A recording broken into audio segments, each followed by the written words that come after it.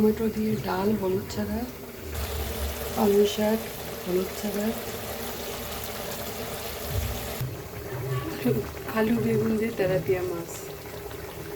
এটাই হচ্ছে রান্না বান্না।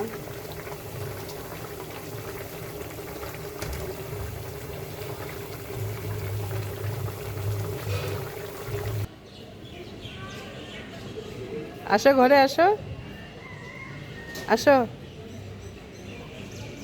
আসো, আসো, হ্যাঁ আসো, আসো।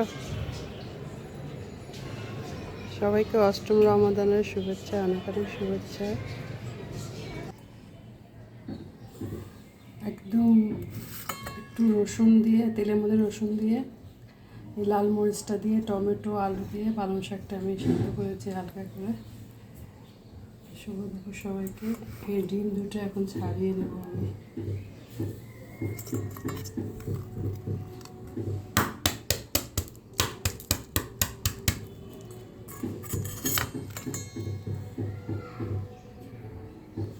হ্যাপি রমাদান।